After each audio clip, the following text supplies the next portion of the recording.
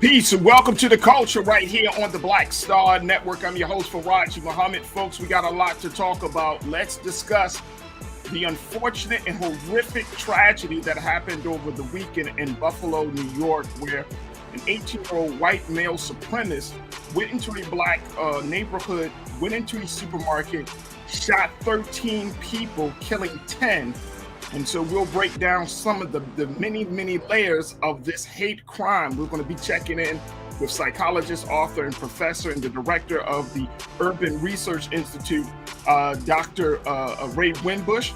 And we're going to be talking to legal scholar A. Dwight Pettit in a little bit to discuss all of these layers. Also, folks, let's talk about how in Virginia, there's a community that are going at odds with one another, neighbors against neighbors, over Confederate street names. Yeah, we'll talk about that. Plus, we got trends posting doing the most. So stay with us. We got a lot to get to on today's edition of The Culture right here on the Black Star Network. Let's go.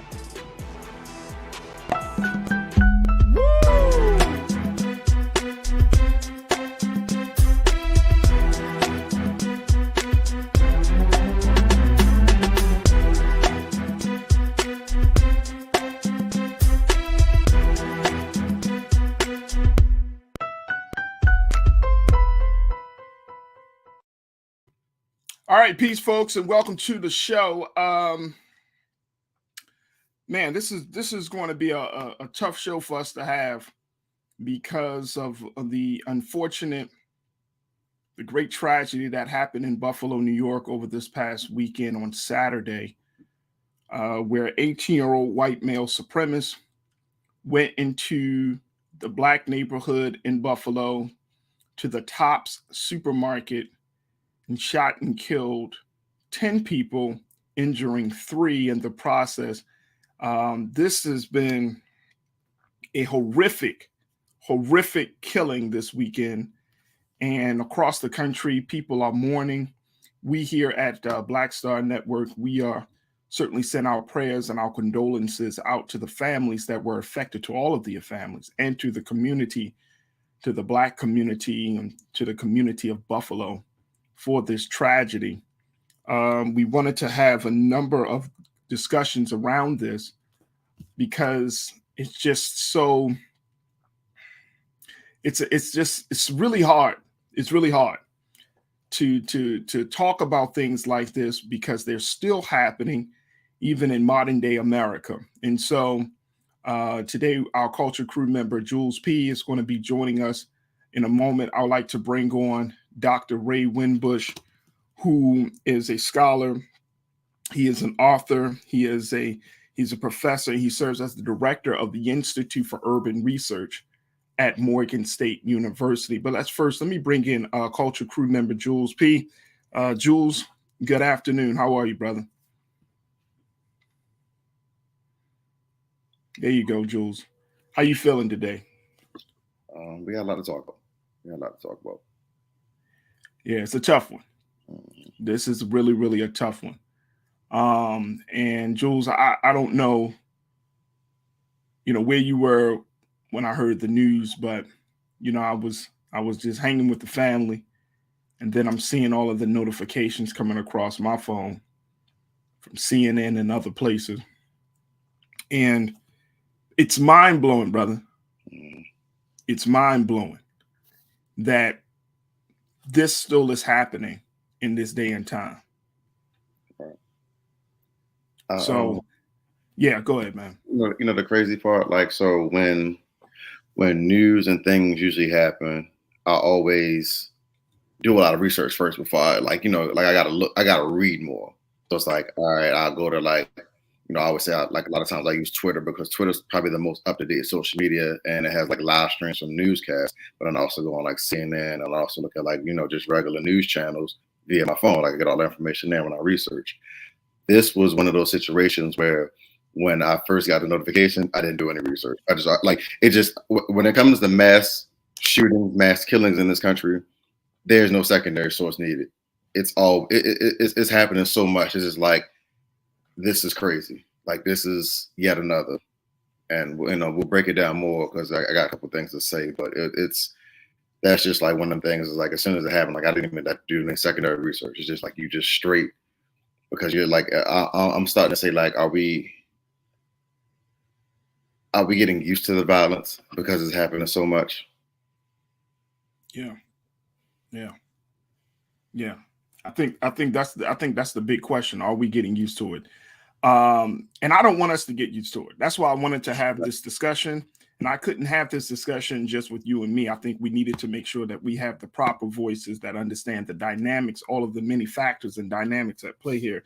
So we're going to welcome Dr. Ray Wimbush, a good friend of mine, a brother who has a very vast understanding of race relations in this country.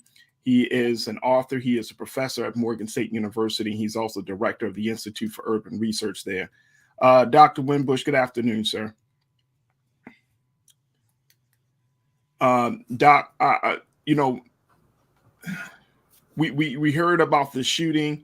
Once again, a young white male decides to go into a public space where Black people come together and commit a heinous act, first on the outside and then on the inside of the supermarket. This 18-year-old white male supremacist, Peyton Grendon, did something that what we saw with Dylan Roof just a few years ago. And so there's so much to unpack here. Not you know, to add to your resume, Doc, people don't know this because we really didn't talk about this part, but you are actually a psychologist by trade as well. So talk to us about what we're looking at here. Talk to us about how to process what we've just been experiencing in over the past 48 to 72 hours. Well, what we've been experiencing is in the long line of over 400 years of violence directed directly towards Black people. You know, Peyton Gendron is just the latest in a series of white men who kill Black people. There's no consequences for killing Black people in this country. When there have been, and we have history that shows that that has occurred, they don't kill us. But when there are no consequences, and when a guy named Kyle Rittenhouse got off from killing 2 people, not Black people, just a few months ago up in Wisconsin, young white boys will say what this guy Gendron did. He said, I can kill Black people and get away with it. And see, you got to unravel it at a lot of levels. For example, if this had been a Black person in a predominantly white neighborhood at a grocery store who walked in with body armor on 2 days before, as you know, case in the joint, if you please, we would think they were suspicious. We would call them, a Karen would call them or something like that. But in this day and age, Black life is cheap.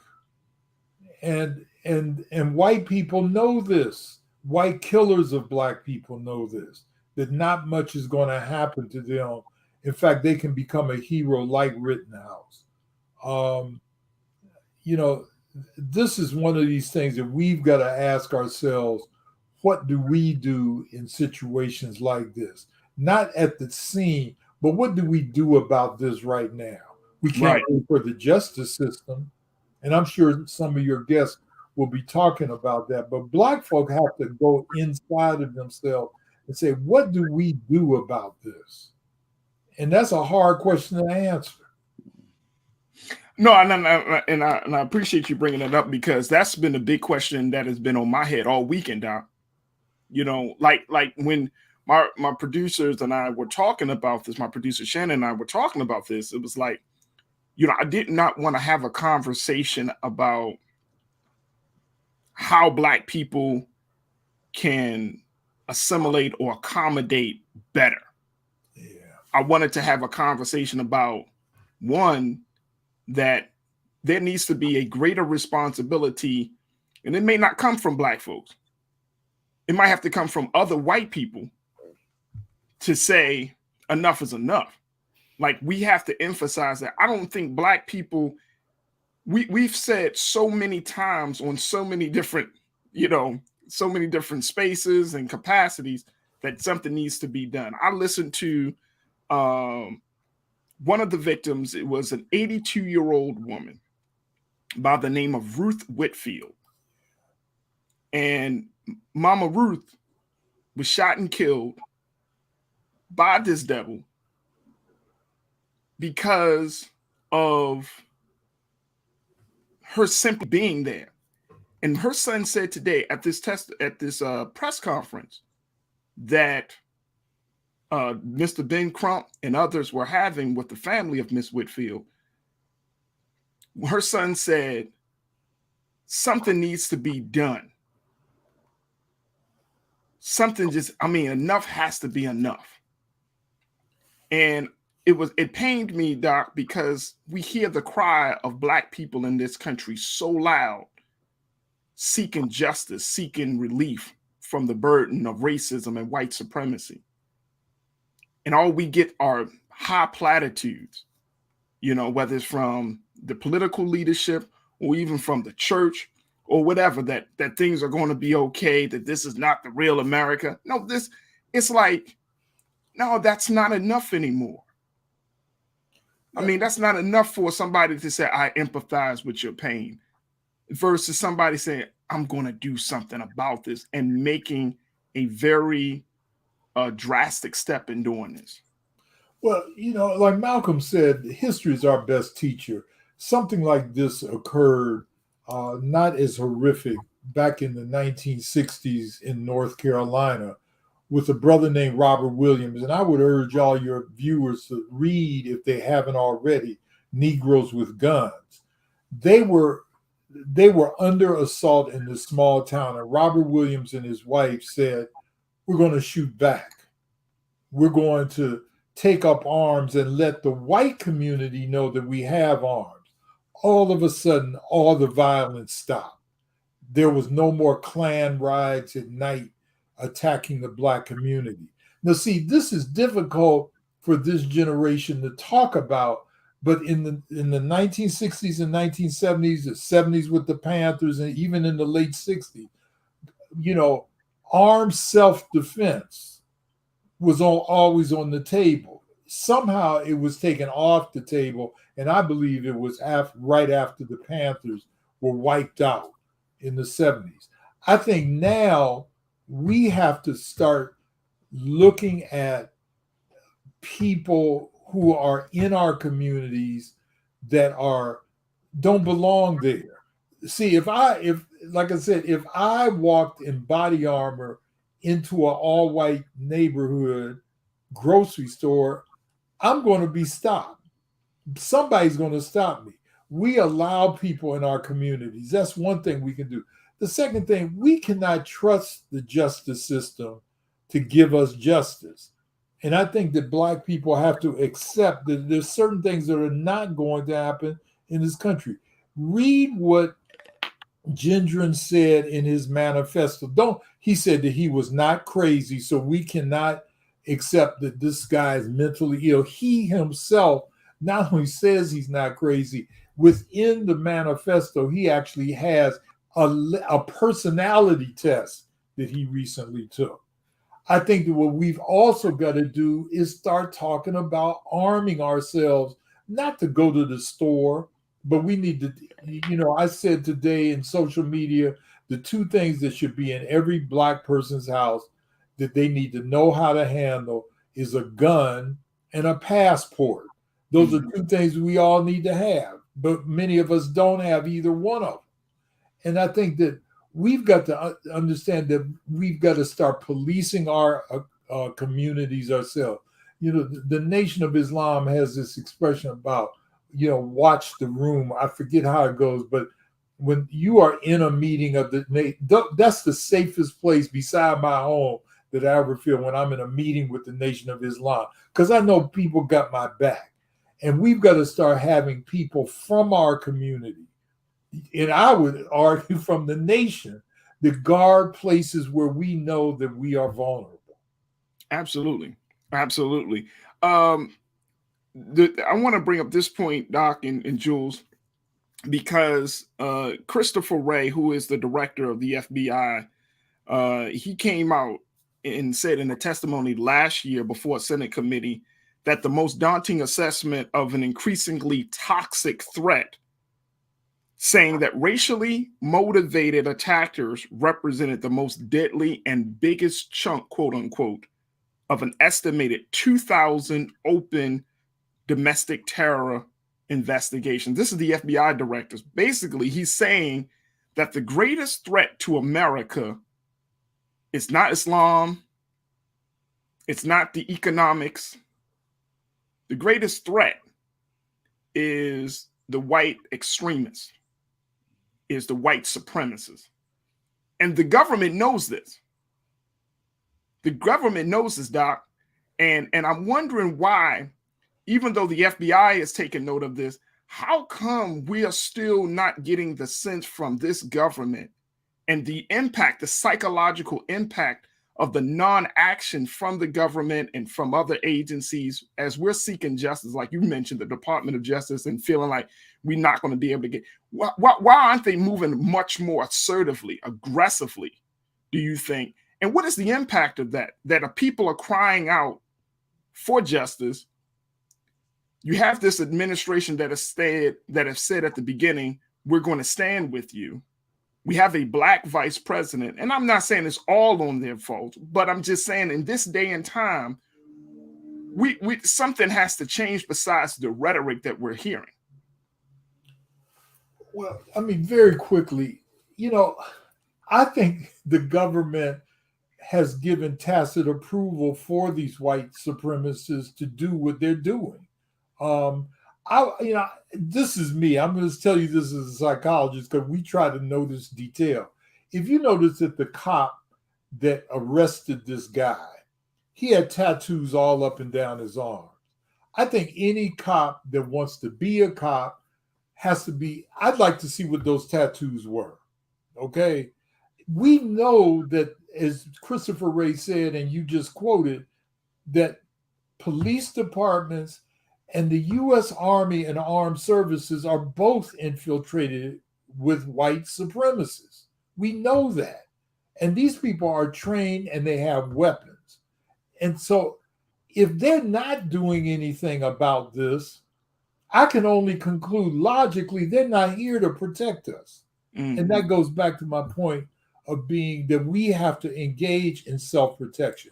I live just a few miles from a large Jewish enclave in Baltimore, and the Mossad, which is the Israeli Secret Service, they have a training academy for their young people, right? And they patrol in their communities.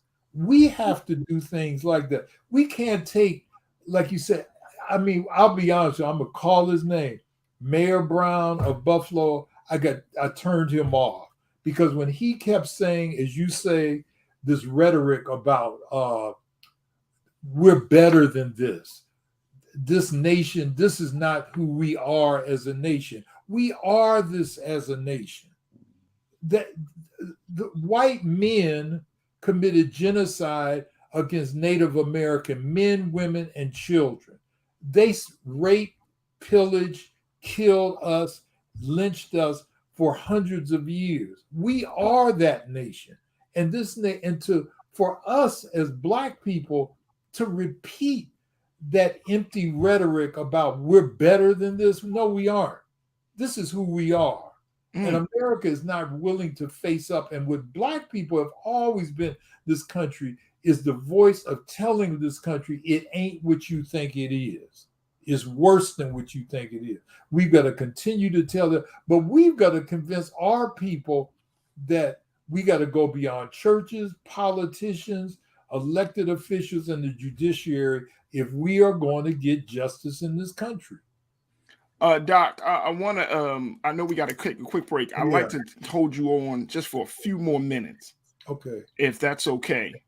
Because I want to make sure, I want to get your thoughts about one of the big reasons why Peyton decided to do this is because he was influenced by the ideology, the mainstream, and I'm going to say that this is not fringe, this is mainstream ideology that has been perpetuated through Tucker Carlson and others, of this idea of this replacement theory. And I want to get your take on that as we continue this discussion. Folks, we got to take a quick pause. When we come back, we're going to continue our conversation and coverage of the Buffalo mass shooting that took place over this past weekend. 10 people were killed, 3 were injured, and unfortunately, this was a hate crime. This is considered to be a hate crime. So we're going to continue to look at this and, most importantly, dissect it so we can become empowered to figure out what the next steps will be, as Dr. Winbush has indicated. So we'll continue the conversation. Please continue to talk in the chat rooms on both YouTube and Facebook and all of our platforms, and continue to stay tuned. You're tuned into The Culture here on the Black Star Network. We'll be right back.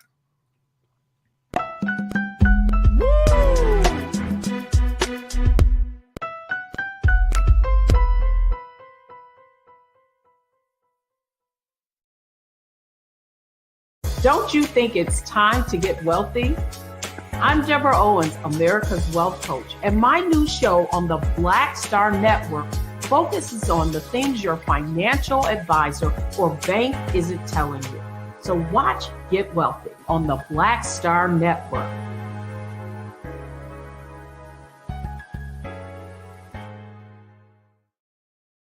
Pull up a chair, take your seat. The Black Tape with me, Dr. Greg Carr, here on the Black Star Network. Every week, we'll take a deeper dive into the world we're living in. Join the conversation only on the Black Star Network. Hi, I'm Dr. Jackie Hood Martin, and I have a question for you. Ever feel as if your life is teetering and the weight and pressure of the world is consistently on your shoulders? Well, let me tell you, living a balanced life isn't easy. Join me each Tuesday on Black Star Network for A Balanced Life with Dr. Jackie. We'll laugh together, cry together, pull ourselves together, and cheer each other on. So join me for new shows each Tuesday on Black Star Network, A Balanced Life with Dr. Jackie.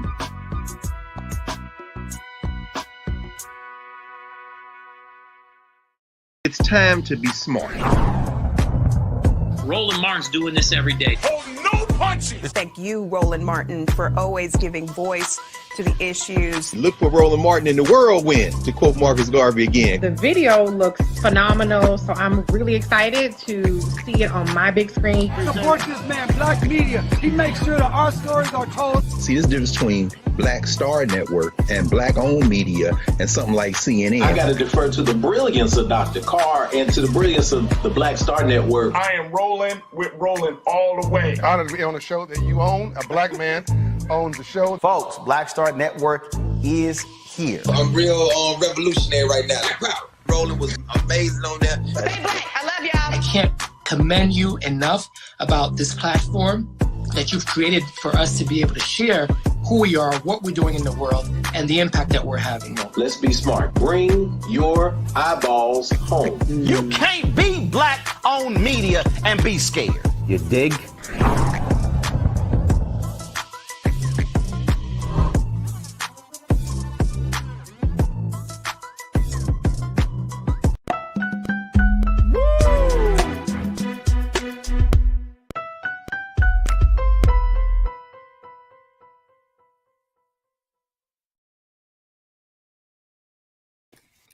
Folks, we have been talking about the Buffalo mass shooting that took place over this past weekend in Buffalo, New York, where an 18-year-old white male supremacist walked into a supermarket in a predominantly black neighborhood in Buffalo, and with what folks are now determining to be a ghost gun, fired and killed 10 people, injuring and injured 3.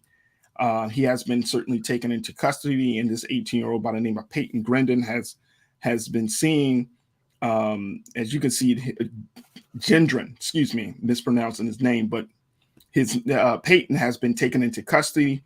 He has written a 180-page manifesto where he talks about his views, his ideology, who he was mostly influenced by, and why he did what he did. We've been talking to Dr. Ray Winbush, who is an author, professor and one of our great scholars. He serves as the director for the Institute for Urban Research at Morgan State University, and also joined by our culture crew member for the day, Jules P. Doc, I wanted to get your take on this idea of this replacement theory that was one of the big factors for Peyton to do what he do. But this was not a theory he came up on his own. This has been something that's been very prevalent. And actually, we talked about it here on this show, Doc, where a border patrol, a high-ranking border patrol officer also subscribed to this idea that of this replacement theory. But this has always been promoted by none other than Mr. Tucker Carlson of Fox News. I want to play just a little excerpt of what Tucker Carlson says about this replacement theory and why this is such an important part of this larger story about this mass shooting. Check this out, folks. Because this is one of about 10 stories that I know you've covered where the government shows preference to people who have shown absolute contempt for our customs, our laws, our system itself, and they're being treated better than American citizens. Now, I know that the left and all the little gatekeepers on Twitter become literally hysterical if you use the term replacement, if you suggest that the Democratic Party is trying to replace the current electorate, the voters now casting ballots, with new people, more obedient voters from the third world. But they become hysterical because that's what's happening, actually. Let's just say it, that's true. If this was happening in your house, if you were in 6th grade, for example, and without telling you, your parents adopted a bunch of new siblings and gave them brand new bikes and let them stay up later and help them with their homework and gave them twice the allowance that they gave you, you would say to your siblings, I think we're being replaced by kids that our parents love more. And it would be kind of hard to argue against you because look at the evidence. So this matters on a bunch of different levels, but on the most basic level, it's a voting rights question. In a democracy, one person equals one vote. If you change the population, you dilute the political power of the people who live there. So every time they import a new voter, I become disenfranchised as a current voter. So I don't understand why we don't understand this. I mean, everyone wants to make a racial issue out of it. Ooh, the white replacement theory. No. This is a voting rights question. I have less political power because they're importing a brand new electorate. Why should I sit back and take that? The power that I have as an American guaranteed at birth is one man, one vote, and they're diluting it. No, they're not allowed to do that. Why are we putting up with this?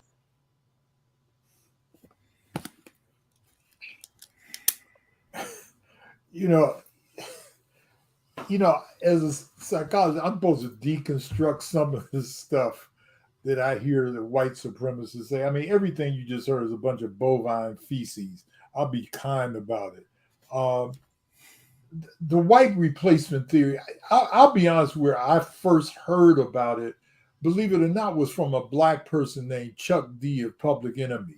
When he was doing his album, they were doing their album, Fear of a Black Planet, which was dedicated to Dr. Francis Cress Welsing, who talked 30 years ago about the fear of white people of genetic annihilation, that they were going to be reduced in numbers because of the changing demographics.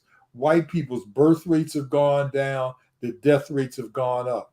Enter Tucker Carlson, who really gained a lot of traction right after the election of this last idiot that we had in the White House, Donald Trump.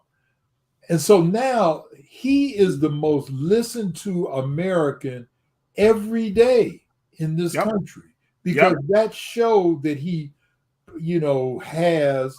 is the number one cable news network. Millions of people listen to him, including this guy, Gendron, who killed our people in Buffalo this weekend. So white replacement theory basically said the Democrats are trying to get in all the immigrants, brown people, because they tend to vote Democratic, and that they're replacing the white people who are dying off. If you read Gendron's first, 10 sentences, he talks about white genetic annihilation. He says that he says there's only one country where the white birth rate exceeds that of the black and brown birth rate, which is Argentina. That's how far he goes. So this whole white replacement theory, it got its real impetus during the Charlottesville demonstrations a few years ago, where the young woman was killed, run over by a car.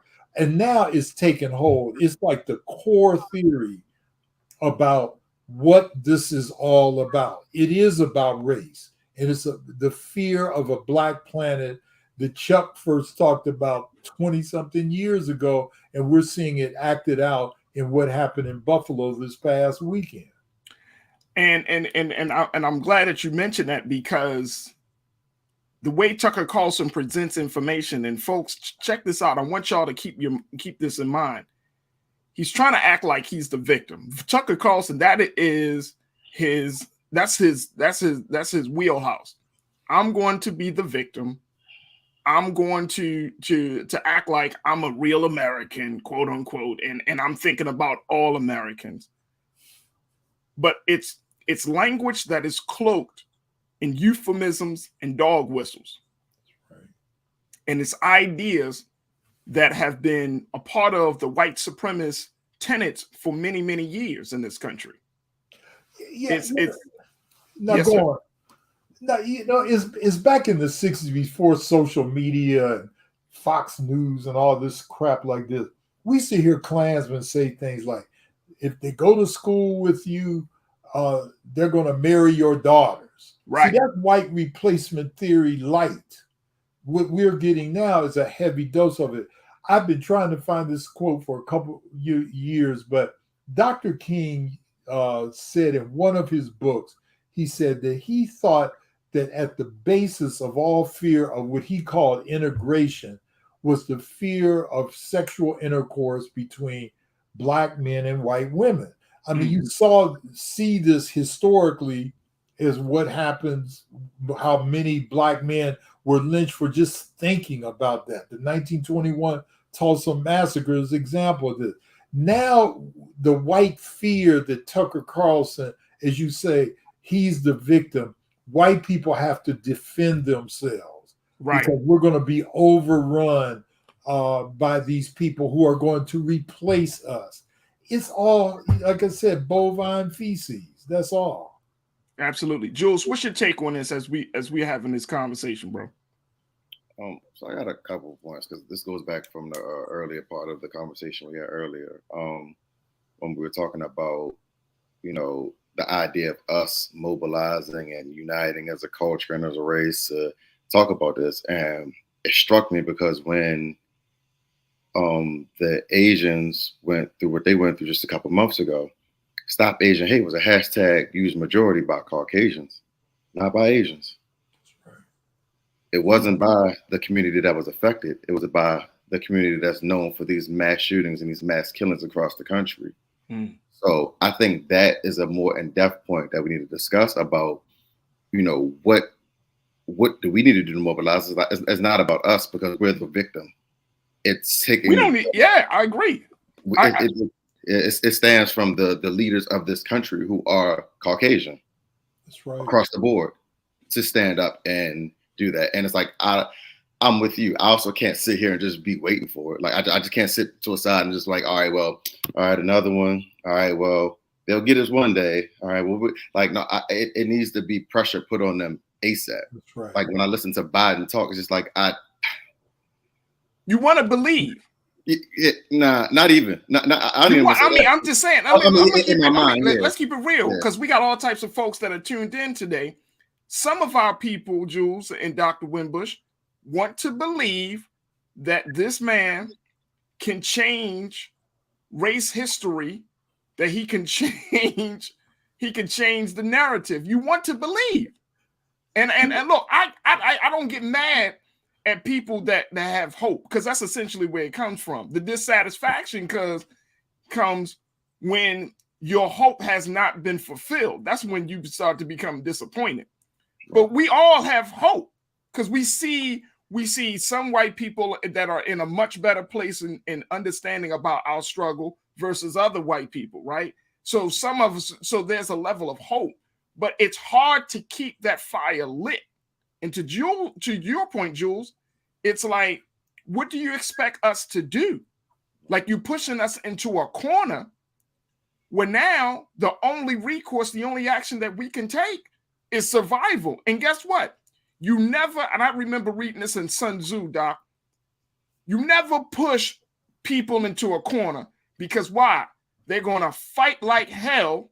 That's right. To keep and preserve their life. So they're going to fight harder than if you were out in the open. Because they're trying to get out there. They're trying to save their life. Now, here's the other part about this, Doc, and I'm glad Jules brought this up. I heard the president. I want to see if I got Keena. Can you put that quote on the board? Let's put this quote up. This is what the president. This was what was reported by Associated Press.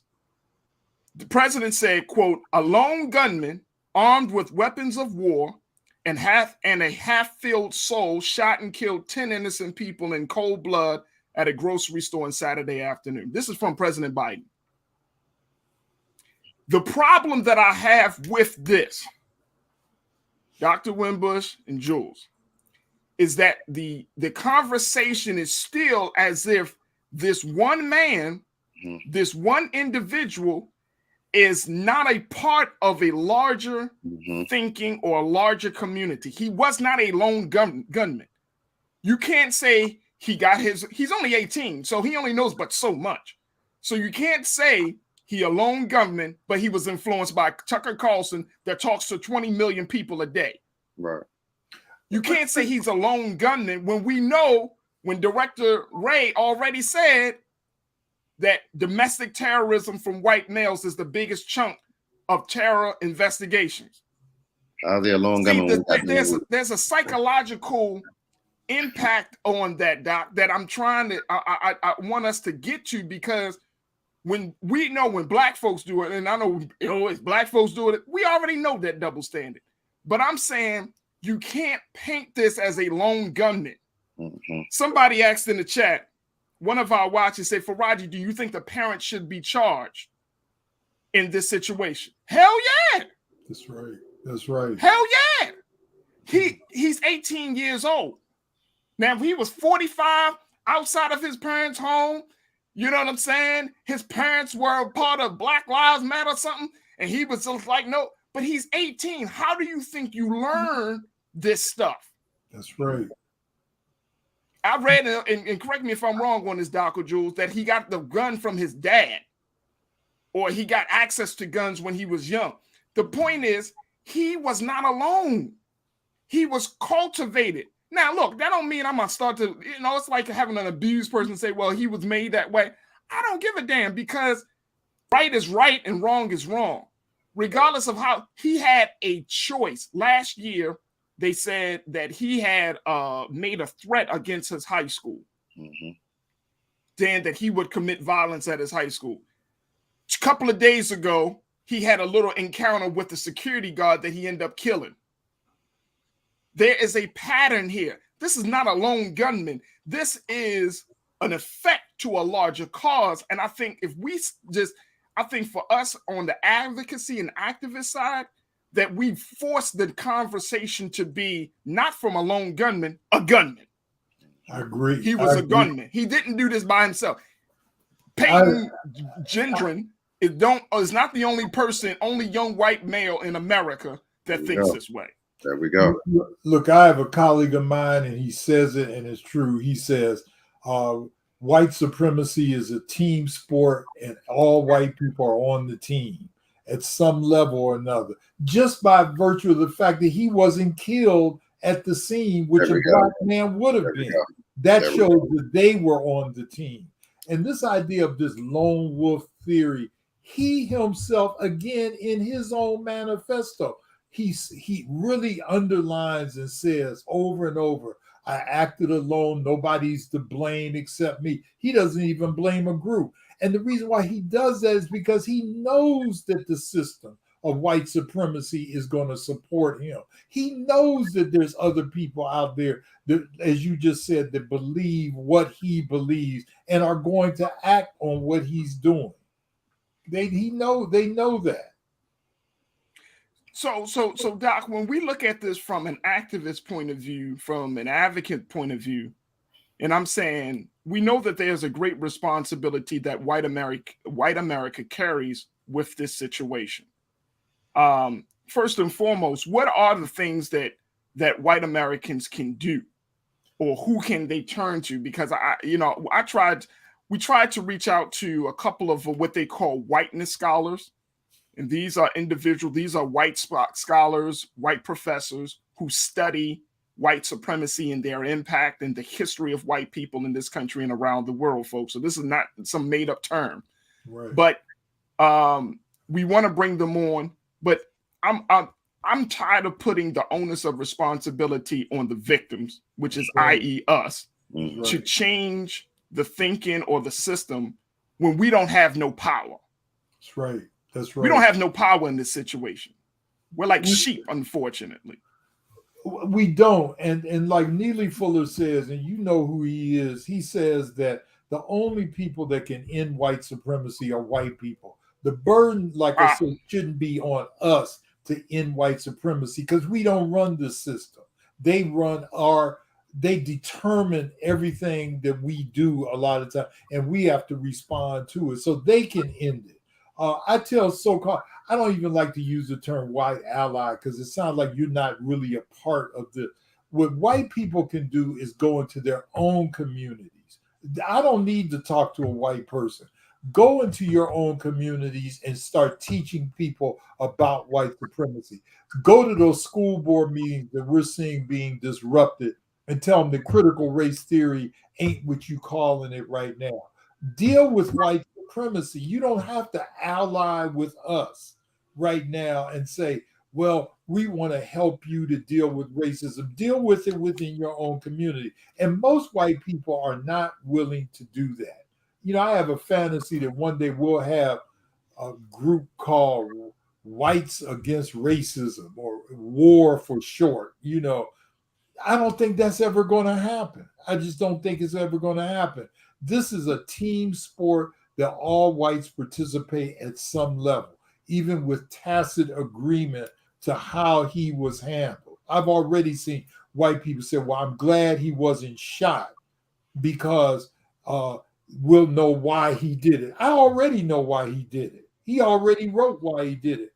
I wonder would they say that if this was a black person killing a bunch of white people in a white community. I doubt it. I'm glad he wasn't shot. So, Jules, what do you think that, you know, I mean, you're younger than me, but one of the things that I often hear about those coming up behind me is that we're in a post-racial society. Is that true? How true is that, as far as you know, from your friends and colleagues? I was about to bring it up, and I wasn't even going to bring it up from a friends and colleagues' point of view. Like literally, when Doc was speaking, I started thinking back to, and I want to say as recently as the last 2 years, a lot of African American entertainers, and I don't want to to put this in context. I'm not calling them stupid.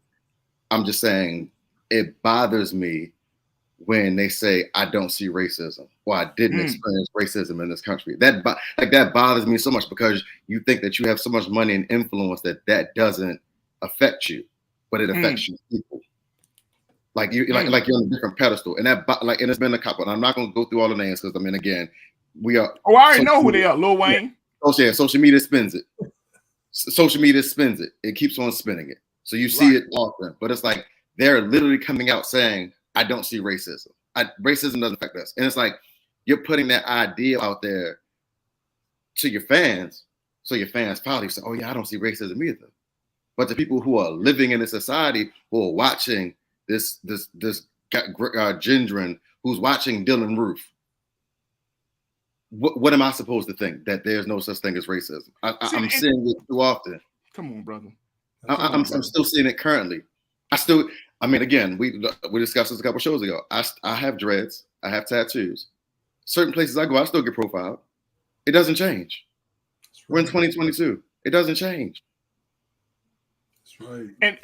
And Doc, when we put ourselves and you know, I've been reading books and especially in the space of psychology, and one of the big things that I'm reading is about this idea of seeing the world as it is. And as you started your remarks today, that we need to accept the fact that this is America. Like, this is not outside of us. This is us. And I'm wondering, when we as Black people, we're the victims of it. But when we deny our own humanity and we deny our own injustice and say, well, I don't see race. And I'm saying, as Black people, what really is happening here? Is there, it seems like there's a huge disconnect. And what is the impact of that disconnect as we are adults, and especially if we put that into our children? Well, I think, like brother just said, that I think when somebody says that, and I'm glad you mentioned Lil Wayne, because that's who came to my mind as well. When artists say, I don't see racism, I think they're lying. I'm going to just say it straight out. I think they're lying. I think what they're doing is just like, I'm sorry, Brother Brown, the mayor of Buffalo, when he said, this is not who we are. I think he knows that's not true. I think that we want to lie. It's almost like we say these things because we say, well, if I say this, white people will like me better. They'll like Black people better. They'll think I'm one of them. We want to join the team that is hurting us. And I mean, we see these manifestations with Clarence Thomas.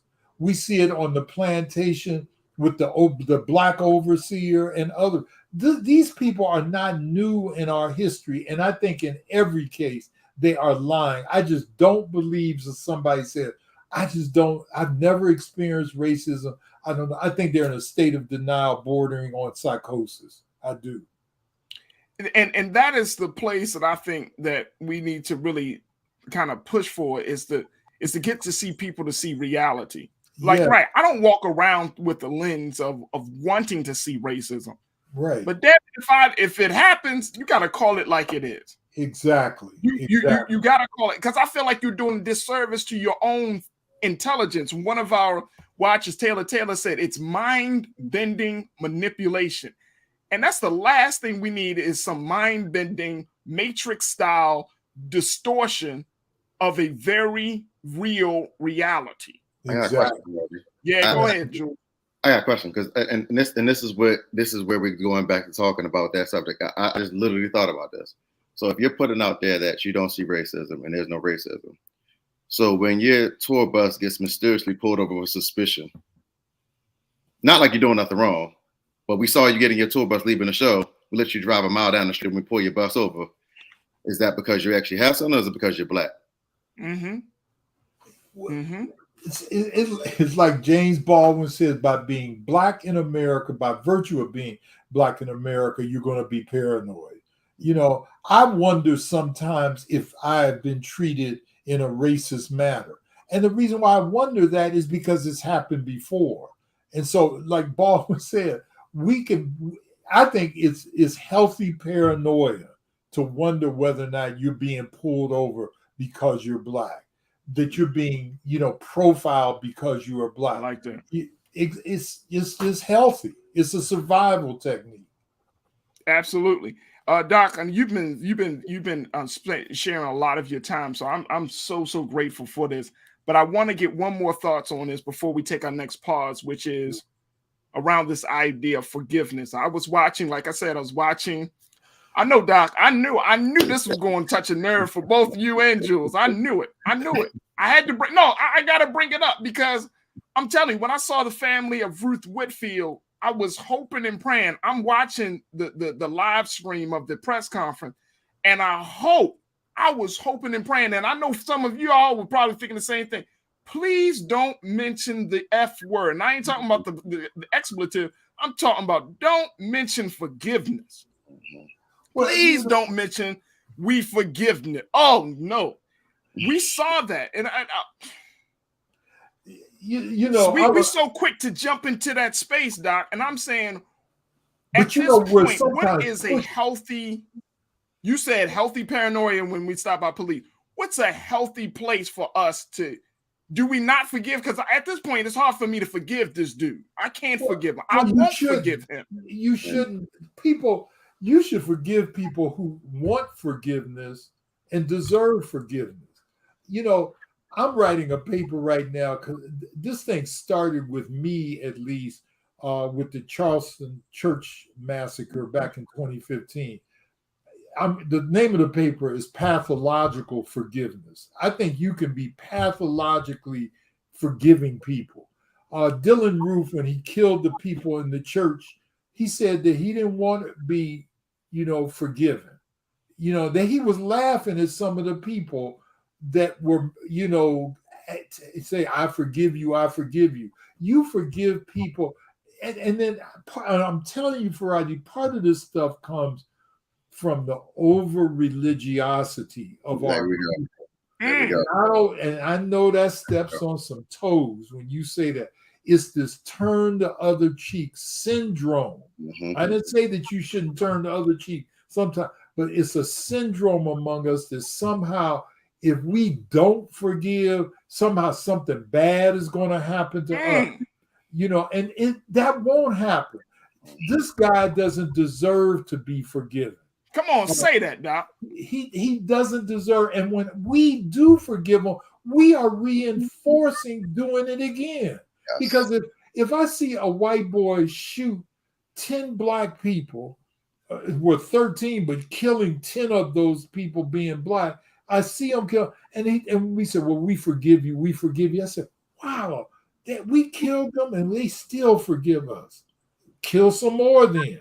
We can't keep doing that. We can't keep doing it. I love it. I love it. Dr. Winbush, you my brother, and I always love having you on. And the great work that you're doing in the areas of reparation and race relations and just keeping us thinking. I really, really appreciate your time today, Doc. I thank you so much for being a part of this conversation. You and Jules keep up the good work, both of them.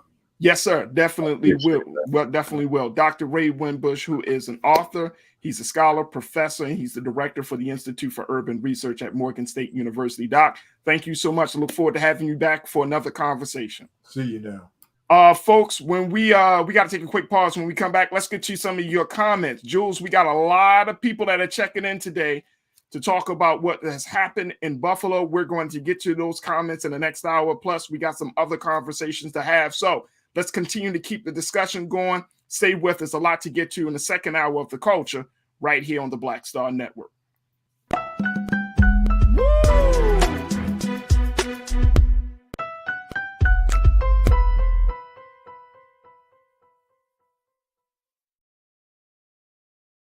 Don't you think it's time to get wealthy?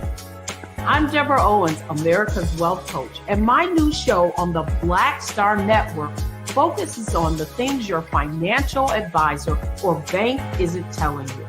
So watch Get Wealthy on the Black Star Network.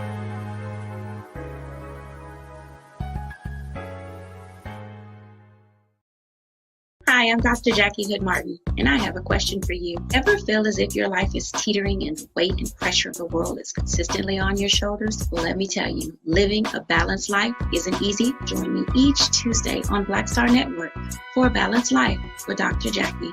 We'll laugh together, cry together, pull ourselves together, and cheer each other on. So join me for new shows each Tuesday on Black Star Network, A Balanced Life with Dr. Jackie.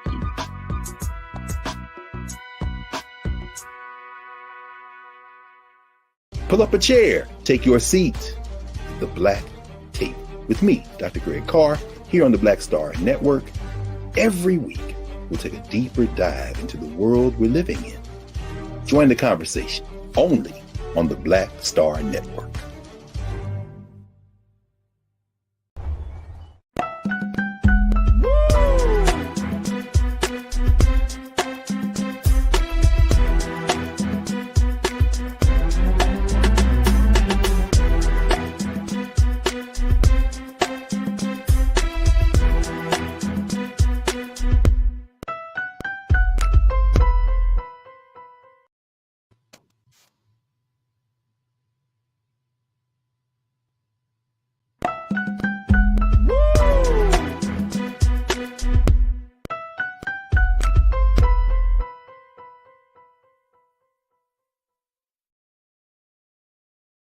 Deborah Owens, America's Wealth Coach, and my new show, Get Wealthy, focuses on the things that your financial advisor and bank isn't telling you, but you absolutely need to know.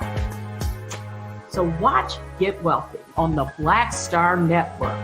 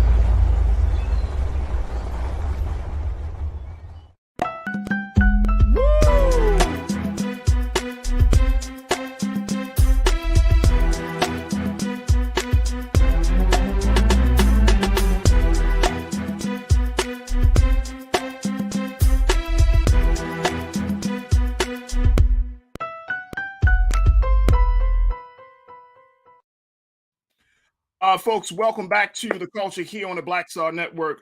We've been having a conversation about the mass shooting in Buffalo from this past week, and such a big story, not just in terms of news, but in terms of where we are in this country. We had a dynamic first hour with Dr. Ray Winbush, who is a scholar and author, professor, director of the Institute for Urban Research at Morgan State University, and culture crew member, hip hop artist, and activist Jules P., who's still with us this hour. But so much to unpack, Jules. Let's bring Jules back into the discussion. Jules, so much to unpack, brother. That I think we touched on a good number of big topics, but people are sharing their thoughts in our various chat platforms on both YouTube, Facebook, and folks, keep your comments going. And I thought that it might just be appropriate that we acknowledge just some of the things that people are saying around this issue, because this situation right here is so big, and it hits me on a different level. It's hard to just be upset. Mm-hmm. I saw this post by Sean King. Sean King, who is a social media influencer, activist, advocate. And I mean, he had a picture of Peyton being arrested by those two white officers. And, you know, he just broke it down into like 7 points, and he was going off. You know what I mean? Cuss words, the whole thing, right? This little mother. And I remember just sitting there, just kind of reading what Sean had to say, and thinking to myself, like, I can't be angry. I can't be in a space of anger, because this is what happened. Now, if this was from somebody, another member of society, if we would have seen, I'm going to say this, if we would have seen a young black male go up into a black supermarket, killing grandmas and babies, then I would be like, all right, we need to figure out what the hell is going on. But I'm not surprised. You know what I mean? Like I'm angry because of the great loss of life, but I'm not angry, and it's a hard place to be. And I'm sure some people, you know, you may feel the same way or not, but I'm not so angry without losing sight of the fact that in this country, we still do not have a very strong response against racism and white supremacy. I just don't see it. That's why we had to pull up that piece from the president and from, it's not no lone gunman, man. This dude came out of a community of people. And I'm not talking white people. I'm talking out of the community of white supremacists. He comes out of a community of listeners of Tucker Carlson. He comes out of the community. I mean, he is a link in a larger chain. And folks, if nothing else that you get from this situation, please don't go around promoting, propagating that he was by himself. He was by himself when he did the act. But his thoughts, his views, they come from somewhere. He didn't make these up on his own. So let's not fall into the trap of thinking, oh man, he's a lone gunman that was mentally disturbed. When the doc just clearly said, he said it himself, Peyton said, I'm not crazy. So for all the black folks that are listening, let's not get into that space of like, man, he needs mental help. Because one thing for real, Jules, do we afford that same leniency, compassion, mercy to Ray and him? What's that? When we know it's prevalent. Now, Ray and them,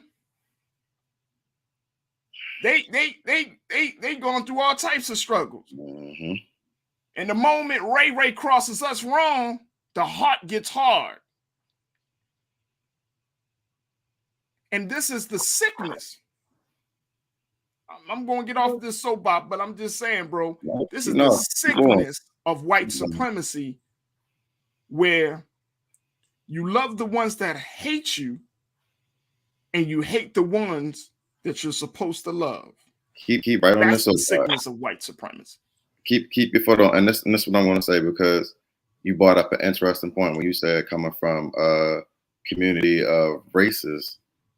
You left out one of the biggest communities. He comes from a community of hate.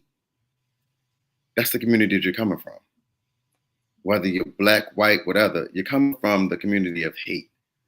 You have hate in your heart. There's no love in your heart. That's where it starts. The fact that he was able to get arrested and walk out of the store alive. Same with Dylan Roof. The fact that he was able to get arrested and on the way to the jail, stop at Burger King and get something to eat. In a police car. See? Not on his own. In the police car. Like, that's what we're continuously dealing with. And we're not supposed to be outraged. And from the conversation earlier, talking about, having forgiveness. And that's the thing I hate about, our religion sometimes, because it teaches us forgiveness all the time. But how often you going to let somebody slap you in your face before you react? And come on, man, let's be honest. Let's be honest. Somebody smacks you, Jules, for no reason. Even if they had a reason, they put their hands on you. What's the first thing you want to do? You want to naturally defend yourself. Right. You want to naturally defend yourself. So to that point of forgiveness, that's a fear tactic. That's a fear tactic. You don't want it to seem like you want to go too hard, but and I mean, if for many of my brothers and sisters, and I know Jules, you probably heard this too, brother. For many of our brothers and sisters say, man, we need to strap up and get ready to rock and roll. Look,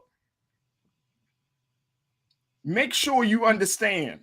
Right. And I always go back to looking at the great examples, right? Malcolm X, Dr. King, all of those that came before us, right? Whether you agree with their ideology or not, here's one thing that you cannot dispute me on. You cannot dispute me on. You cannot dispute the fact that they didn't love who they are. They didn't love, and they didn't seek the humanity of all people. They didn't look for the humanity.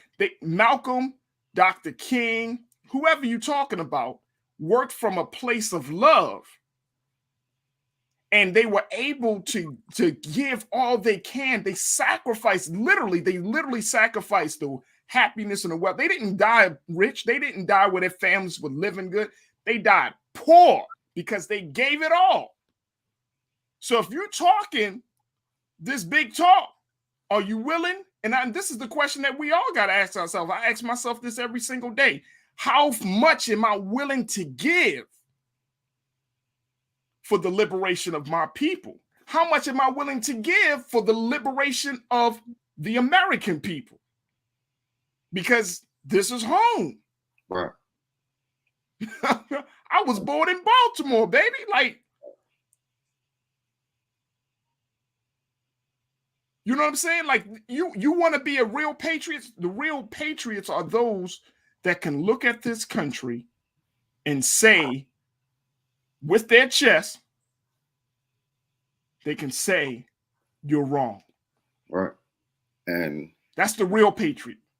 In the height of the pandemic, as we all remember, the unfortunate murder caught on film of George Floyd. And you've seen how many people, black, white, brown, all joined together to come across all these protests, all these marches, all these events were being held about the wrongfulness of the situation. And it's like, to go from that to right back into this same place again. Yes, that was a police brutality. And yes, this is a mass killing, but it also has one common denominator: a black person or black people are the victims. So what are we supposed to separate the issue? Are we supposed to, have a divide and, well, that one means more than this? Why is that a fault? Like, I feel like there's a fall off. We did all that marching and protesting just to get murdered again. Come on. Let's share some of these thoughts, Jules. And I'm not sure if you jumped in the chat or not. Yeah, I looked in. I was definitely, if you see some comments that we need to bring up, I think it's important. From our YouTube chat, it was stated by, I think this is UBU. It said that the GOP is the #1 domestic threat and problem to America. Question every voter should ask is it safe to vote for insurrectionist Republicans? Okay. It's not, and let me just say this, folks. I mean, let's keep it real, because I like to get to the root of things. That's how we're going to eliminate it, right? You gotta get to the root of the heart, to the root of the matter. It's not just about the GOP. Hell, there are people in the Democratic Party that think certain ways. Right. Shit, we got Joe Manchin and Kristen Sinema. You know what I'm saying? It's not about party. That's where we getting it twisted. This is not about party. This is about thinking. This is about philosophy. Mm-hmm. This is about an ideology. This is how you think. Everybody's going to say to us at this point, right? If they haven't already said it, everybody's going to say, "Oh man, we our thoughts and prayers and condolences are to the families of the victim." Everybody's going to say that because that's politically the right thing to do. But are they going to put their money and resources into creating a better system? That is yet to be determined. And that's where I'm at. I'm not even asking you to say nothing. So don't feel compelled to say nothing to me. The only thing I want you to say is, look, this is what we're going to do. If President Biden or anybody, but I'm going to start with the president. If the president said to Merrick Garland, the attorney general, and say, look, make sure that Peyton gets the death penalty. Make sure that there's a slam dunk case. We don't want him sitting in prison for years, gloating about what he has done to other prisoners. Make sure he gets the full brunt of the legal system. Get every book and thrown at him. And say that shit publicly. See? Say it publicly. Like we want to make sure and say it like with you know, like we always say it with your chest. Say it like from a bully pulpit, like, hey, we're going to make sure that you want to, President Biden said, Jules, we want to stem the tide of racism. You want to stem the tide of racism? Do something about it. Right. You're the president of the United States. You got the Department of Justice at your disposal. For a situation like this, there's a hate crime. Folks, I want to invite y'all to check out the website justice.gov. Just put in there hate crimes and check out the website justice.gov. We were trying to get our brother, an attorney, civil rights attorney, A. Dwight Pettit. We couldn't get him on today, but we're going to try to bring him back on. But I want to share with you, when you go to justice.gov, that's a website that breaks down to you how the hate crimes are seen. Keenan, let's put this on the screen, brother, with how the Department of Justice stands for, or how they enforce hate crimes. They said this on justice.gov: the Department of Justice enforces federal hate crimes laws that cover certain crimes committed on the basis of race, color, religion, national origin, sexual orientation, gender identity, or disability. The Department of Justice began prosecuting federal hate crime cases after the enactment of the Civil Rights Act of 1968. So look up there. There's a hate crime called the Shepherd Bird Hate Bill. I mean, just look at all the current bills that are on the justice.gov and see how the federal government prosecute that. Man, the president needs to be very strong. Right. If it doesn't come from the president, it's got to come from the Madam Vice President. She's a black woman. If it don't come from them, it got to come from the Congressional Black Caucus. That's our representation. If it don't come from the CBC, it should come from the NAACP and the Urban League. If it don't come from them, then it got to come from the people. Y'all see the system? Like, and if it don't come from the people, it's got to come from the youth. The next generation. Somebody, y'all talking about this, the president says stem the tide of racism. Let me show you how we stem the tide. We address it head on. We get out of our own ass, move our foot out our own way, and recognize and be real with one another to say we got racism and we got a race problem in America that has yet to be addressed. That's how you deal with it. All right, Jules, let's go back to some more. Let me see here. Folks, keep your comments coming in. Lana, one of our great watchers, strong supporter of us, Jules. Lana Lantham checked in and said, we are in the midst of a civil war, people. Bottom line, get ready and stay ready. Facts. That's there. And let me just say this, because we got to be, because emotions are running high right now. That's where, yep. You know, we have to use the best of intelligence in guiding our people. You get yourself ready with knowledge, wisdom, and understanding first before you go pulling up some guns. That's exactly the point I was going to make. It's like, you know, we can't have the reactive mentality because you go out there with your gun, we ain't gonna see you no more. Nah, bro. That like you're all the power, the intention that you had to fix the situation or to address the situation or to make the situation known, land you in a deeper hole. We can't fight two battles at one time of trying to pull up back ones that are trying to overreact when we're trying to fight the battle of still being the targets and the victims of these mass shootings. We can't fight both battles. We got to pick the battle that means the most important to us. Do the research, do the reading.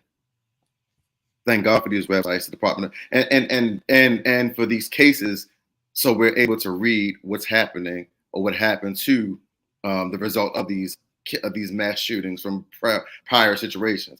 And the saddest part is, like you said, since 1968, it felt like we haven't won a year. Right. We in 2022. 1968 felt like we're averaging about one a year at least. Right. B Dizzle said, check this out, Jules. Says Angela Davis said famously, in a racist society, you cannot be just non-racist. You have to be anti-racist. A lot of white people are comfortable being non-racist and think they are allies. Nope. I think that that's an excellent point to bring up, because non-racist means that you can just simply deny it, that you can just kind of just sit on the sidelines. Anti-racist means that you're putting in energy and effort to combat that racist forces that are present in this country. That requires work, right? That requires you to commit yourself to something. And I think that that is part of the problem, that white people in this country, we talked about it in the first segment, but white people can't get comfortable. And let me also say this: Black people can't get comfortable. Facts, right? Mm-hmm. We can't get comfortable with it, because I think that we want to believe, and I know, and look. There must, and I'm sure that there are some organizations, Jules, around this country that can help us to have better conversations around race than what we have been exposed to. There are some ideologies, there are some teachings out there that can help us to have race. Let's stop putting those conversations on the fringe of the mainstream discussions. Because the unfortunate part about this, Jules, and you know it and I know it, we're talking about Buffalo today, then by the end of the week, we're talking about the NBA playoffs. You feel what I'm saying? Like, it's going to be, all we're going to see is hashtags pray for Buffalo. Right. I remember we had a past guest on the show a few weeks ago, Dr. Tyrone Powers, who is a former FBI agent. Jules, I think you know Dr. Powers. Mm-hmm. And he made the point that in these situations where there are a lot of race issues, that the powers that be, those individuals, white people that are in power, they understand the ebbs and flow of how we respond and react to certain things. So right now we're in the portion of our rhythm where there's great anger, there's a lot of emotional uprising and upheaval around what has happened in Buffalo. But some of those individuals are going to just sit back and say, let it keep going, because it's going to subside. It's going to die out. At some point, they will get tired. And then guess what? Things will kind of go back to normal. That's why I think that it's important that we don't use certain language. And this is why language is so important. We always say stuff like racial reckoning. Oh, the racial reckoning of 2020. There wasn't a reckoning unless there was a legitimate, substantive change. There's no reckoning in the awareness. We know that there's a race problem in this country, but unless there is a real change in systems and institutions, and most importantly, in the thinking of the people, there is no reckoning. There's no reckoning. Where's the reckoning? Where's the disruption? Protest is one thing, but I'm talking about a very real disruption. Yes. I feel like, I mean, let's keep, I'm gonna put it very, and Jules, you might laugh at this, brother. Have you stopped telling Black children that there's a white Santa coming down their roof? Right. That's all we see. Have you told your children that you're the one that buy them the gifts? Yeah. The reckoning comes when truth is present. Where's the truth about this situation? We can't even have conversations. Like, there are still problems. Like Liz Cheney said it over the weekend, that the Republican Party has enabled white supremacists. She trending all over the country. Right. Because you can't even say white supremacist. Like a white person calling another white person a white supremacist. That's so ground shaking. And, I mean, that's just the name. I ain't even talking about the actions yet. I was about to say that doesn't even cover the action of what was actually done. That's again. But it's the world. You know I hate it, Farajii. And hate is a very strong word. It's a very strong word. But social media has really given a different power, because now everybody is focused on the headlining word instead of addressing the issue. They want to be the clickbait topic, so they have to be saying the most far left, statement, phrase to get you to join them instead of speaking the actual truth. That's the social media world we live in. Look at your newscasting. It's all about headline driven. Me and my lady were talking actually earlier today, and it's a headline from an article. Mike Brown, 18-year-old man. This guy, 18-year-old teenager. What's the difference? Right. I'm confused. 18-year-old man for a black man, 18-year-old teenager for a white boy. What's the difference? I'm confused at how, but that's again headline. We're headline driven. We're bias driven. We're opinion driven. If I say this, you have to agree to this. You have to follow this. That's the problem. Yep. That's a great point.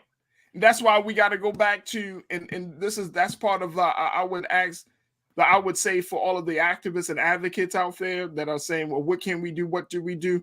Let's force the conversation by changing the language. He's not a lone government. He's not a little boy, because he did grown man shit. Right. When you killing people, you're a grown man now. Right. You want to go out and kill people? You're a grown man now. Mountains of the Moon said white people are being replaced by brown people. Bad way to put it, but true. We got to let these dudes talk before they go postal. White people are being replaced by brown people. This has already been determined for years. Dr. Wimbush talked about it. There has been a number of articles about the great browning of America. Tucker Carlson talked about it, matter of fact. Right. They see, and this is not some racism and all of this. This is just to go to show about the great fear that is present in white America, that they see that their country is changing. The demographics of the country is changing. This is where the replacement theory comes from. Like the great fear that they're quote unquote losing their country because America was founded by Europeans. It was, even though you had Native Americans here, you had darker skinned people here. But the fact is, this system of things was not supposed to be there. And we can go back and forth into the history of all of that, but I'm speaking of present day because I like to stay present day and keep it relevant. But there's a great fear. There's a great fear that a power is going to be taken to that point. Karina said so many in the morning commenting on Liz Cheney's tweet like she is some martyr. She is culpable in this behavior, and her voting record demonstrates just that. Yeah. Yep. Karina, I'm with you right there. I mean, I don't think just because she speaks out about an extreme case of racism that's going to enough to erase her past sins, right? Of walking lockstep. One of our watchers said that, of her walking lockstep with the Republican Party. No, that's not enough. Mitt Romney, same way. Y'all got to pay for that. The country got to pay for that.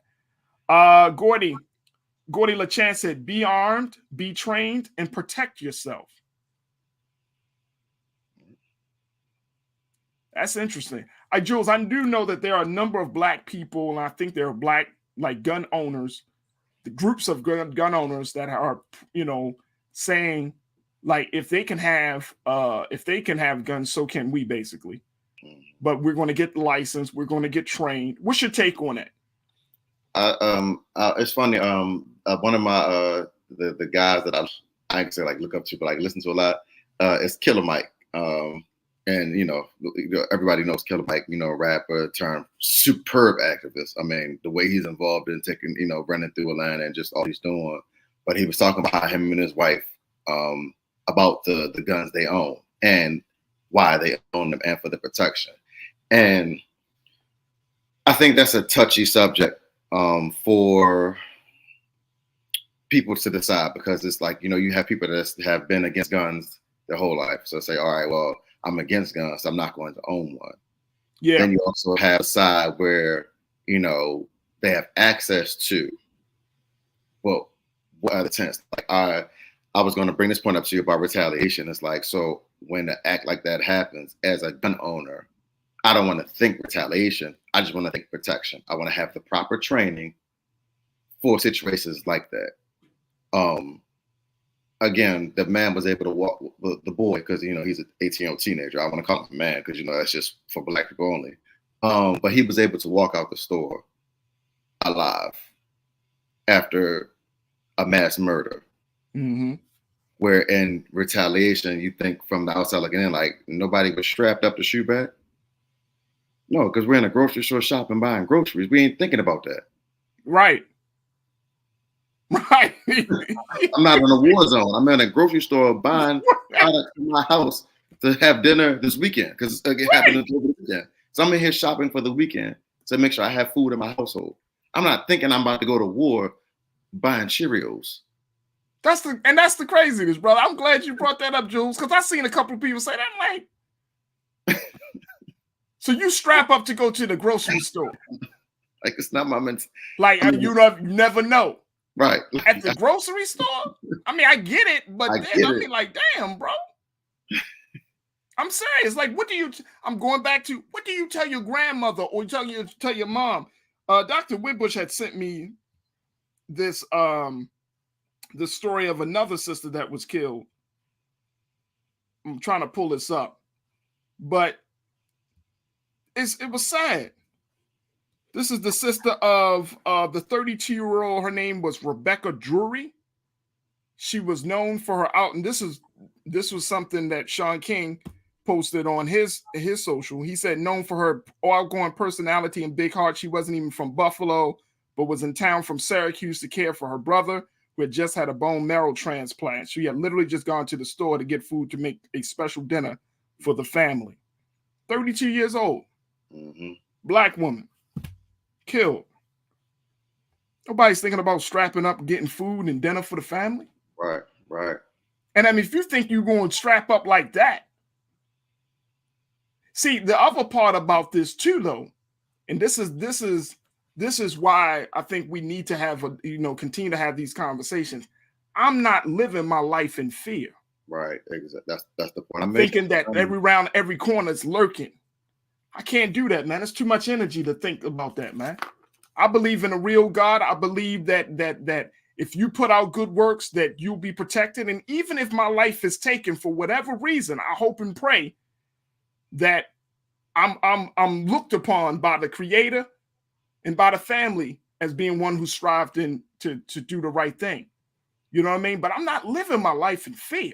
I'm not teaching my children to live their life in fear. Like, oh man, every time you go outside, get tense. Like, there has to be a balance somewhere, because that's not a healthy place to be.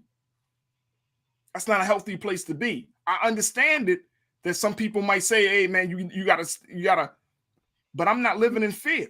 Right. I'm not living in fear.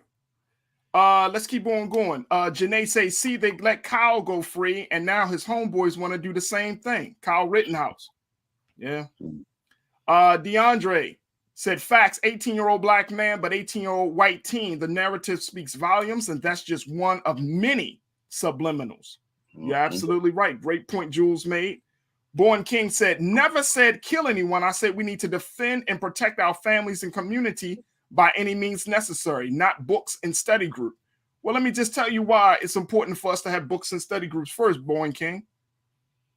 If you don't know the value of yourself and your family, if you don't have a divine view of yourself and your family, you're not going to protect them. If you don't have a healthy love for yourself and your family, and that's through knowledge, wisdom, and understanding, then you're not going to go all out to protect them by any means necessary. Jules, have you ever seen family at odds with one another? Have you ever seen two brothers who want to kill one another? Same lineage, but they want to kill each other. Right. over some street stuff, over this, over that. So you got to be the book saying we can't negate. Please, let's not negate the knowledge and the wisdom, because that helps us to find the compassion to deal with, to be able to go to our people. And even when our people are acting other than themselves, we still got the compassion to see the humanity in them. Right. To see the love. To be like, you know what, brother, I know you don't appreciate me, man. Get out of that face, man. You N-word, boom, boom, boom. I get you, brother. But you know what? I hope and pray that you have a blessed day. Just know that a black man loves you. Hey, Farajii. Even in your madness. I'm not gonna go and I'm gonna use Michelle Obama. When they go low, I'm gonna go high, brother, because guess what? You just in you in a different state of mind right now. I was once there and I understand it, but I'm reformed now. I'm different now. I'm redeemed now. Right. So, brother, I just wanted to show you some love and walk away. Look, you know how you can always get a black man to open up, Jules? You know how you and I, we talked about this all the time. Smile. You and I smile all the time. All the time. It's hard to, man, I've gone to the hardest black men. All right, brother, appreciate you. Hit him with the pearly whites. He ain't calling me the N-word no more. Right. All right, bro. I appreciate you too, right. brother. That's all it takes. You know what I'm saying? But we can't, the knowledge and the wisdom leads the way. And that helps to create and generate the love we need in the community. Man, we're just having family talk, man. This is so real. I love it. Belinda said, Farajii, let one of us try to order an assault rifle to your neighborhood. ATF will be all over that ass. Wonder what's the difference. I saw that comment. I mean, look, the crazy part about this is that we know the double standards. Right. We know the double standards. So why are we surprised when stuff like this really happens? When I saw the comment, Farajii, all I could think about is like going to like an Amazon Dropbox and just pulling out my AK and just walking back to my house. I said, when I saw the comment, I said, all I can think about is just, me ordering my gun like Amazon Dropbox, right. With my AK, and just walk in the house like nothing wrong, like nobody like nobody say nothing. Right, nobody's saying nothing. You just got a big gun. Just, hey, bro, I'll sign for that. Thank you. Right. Thank you. Dog, it's the double standard crazy. I swear. Hey, look. Crazy. Chalk milk. I mean, people really look. I know y'all really going back and forth with me on this knowledge and wisdom stuff. Y'all act like I'm talking from the side of my neck when I tell y'all that, bro. Please, this stuff actually works. But Chalk Milk 10 said knowledge and wisdom won't help you when you stand at the barrel of an AK. Who said it won't help you? So having a gun will help you if you're already looking at the barrel. Hey, look, let me tell you something. Who said no? I'm being dead ass serious right now. Who said that won't help you? They have been, look, man. You got to learn how to connect with your people. You got to learn that and how to tap into the best part of your people. And that's a skill, Jules, that every black man and every black woman don't always have. I have been blessed by the grace of the God, man. I have been blessed by the grace of the God to never be in a situation where I could not talk to my people to appeal to their greater sense of humanity. We got to appeal to each other in a much better sense. And this is, now I'm talking about to each other. Right. You know what I'm saying? Even in the midst of opposition, whether it's from the police or something like that, when like sometimes you just got to know, the knowledge and the wisdom, please, let's not, and this is, I can't say this enough. Let's not act as if the knowledge and the wisdom makes you weak. I've been taught to not even use a gun all my life. Right. That doesn't mean that I shouldn't know how to shoot one, but to not put my faith in that. Mm-hmm. You put your faith in the knowledge and the wisdom. And then, of course, to the creator. to the God, but you don't start the conversation off like that. Again, it's having the skills to use the knowledge and the wisdom. Danny Russell said, white America are the original race replacers and try to erase, miseducate, and replace Native Americans for centuries. And always remember, it is the myth of white supremacy. Amen, Danny. Amen. Amen. Danny also said, and we pale-faced people are not superior. We are just like everyone else, all a part of the human race. It is up to us white folks to change for the better. I like Danny. Ability, I like it. I like Danny. I like Danny. I think I agree with you. Shalinda said, facts to Danny, said the history of blacks being here before Christopher Columbus has been erased, just like in Europe. We were there first too. Yep. Janae said, I know that seems funny, but ghost guns get delivered by Amazon, Walmart in the mail. It happens. Yeah. I go to like a secret black Amazon site or something? I was just joking about, because I was saying because of me, you know, if I look at me, the double standard of me carrying it. But yeah, you go to Walmart, get guns and bullets. And you can get a shipment delivered. I'm just saying the fact of looking at me walking outside, getting that from my Amazon Dropbox, the double standard as if somebody else were to get it. But it actually does happen 100%. Yeah. Yeah. Zamara, the Slayer, Jules, there is a reason why you've been taught that. And I'm assuming she's been talking about what we say about wisdom. They don't want you to protect your community. Be wise and be knowledgeable about your rights as a citizen. So I'm trying to figure out, Zamara, what are you speaking of? You talking about my view of knowledge and wisdom, or you talking about having guns? I would love to hear what you got to say about that. MZ said, who do you think posed the greatest threat to your safety? Sometimes it's yourself. I see that. I understand that. I know that, but I can't hold on to that.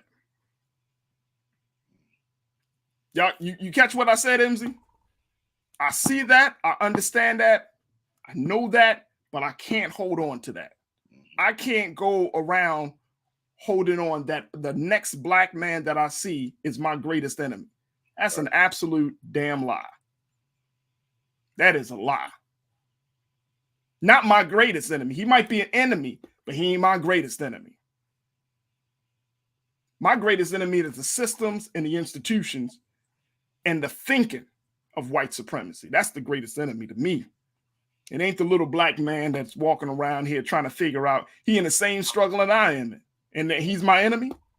He's the impediment for me to gain success in this country.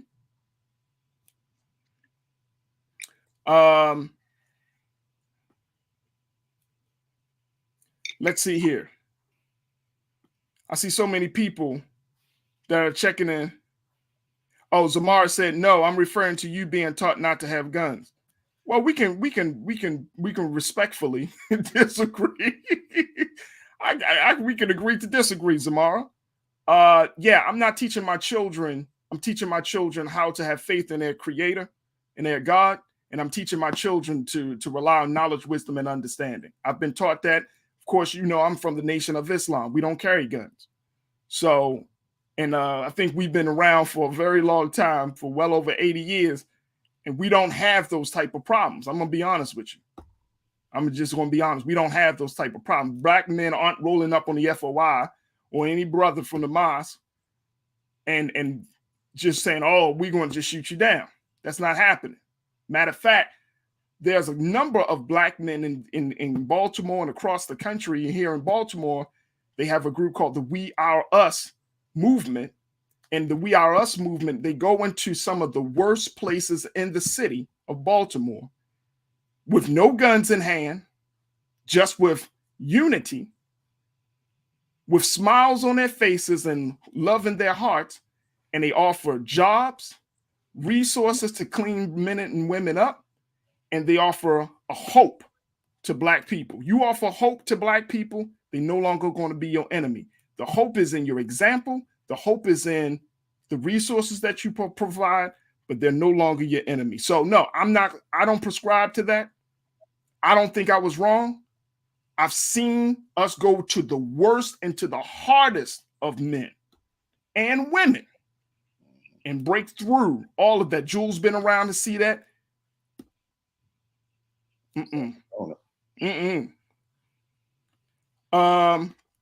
So we got a lot of people that have been, and folks, keep your comments coming. Keep your comment. Troy said we still got big guns. I mean, if you got hand-to-hand combat, Troy, I hear you, sir. Troy healed. Yes, we still have big guns. You're right. You're right. And Portia said information is our best weapon. Strategy is also. That's where we need to put the emphasis on, Jules.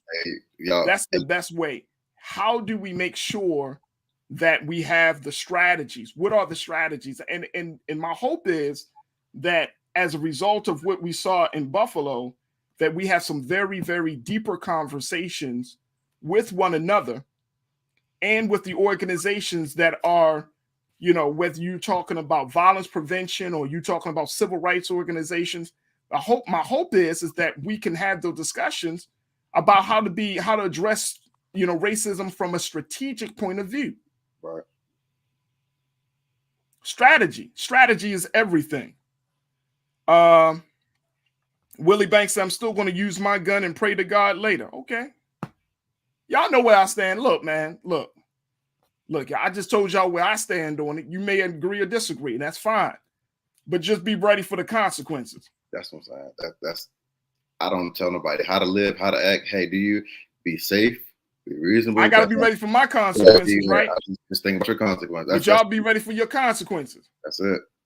I don't just know that. And I'm not saying that to be, I'm not trying to be disrespectful. I'm not trying to have a, you know what I mean, I'm just saying, once you bring guns into the situation, just be ready for the consequences. Mm-hmm.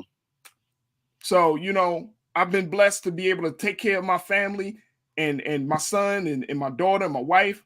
But once you start bringing guns into the discussion, be prepared for those consequences. B. Diz will say strategy is key. There's a way to make things better, but we all have to understand this white fear is going to be a deadly fight. Do you what you do? It makes me think about Roland's book, you know, Jules, Big Brother Roland got a book coming out called White Fear. And B. Dizzle and to everybody, continue to pull your thoughts on and sharing your thoughts on. I appreciate it. We're trying to get everything.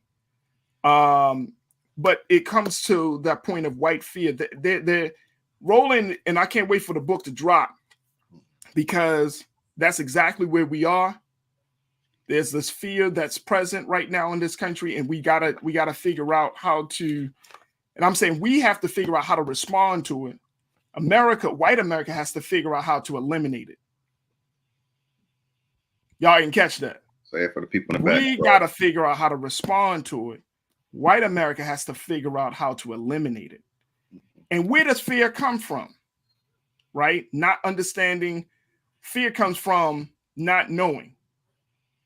It's perceived, right? Some of it's perceived and some of it is real, but you gotta get to the root of it. Mike V, my man Mike, always checking in. Of course, they aren't running up on black men. They are choosing soft targets like grocery stores and churches and HBCUs because they're weakly protected.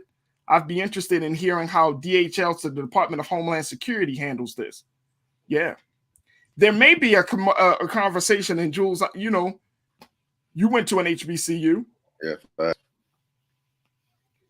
Do we need to have a conversation about, you know, HBCUs, churches having better security, a better security system? I ain't talking about ADT either. I'm talking about people on campus, outside of campus police. In the churches, we hardly have any real security. No.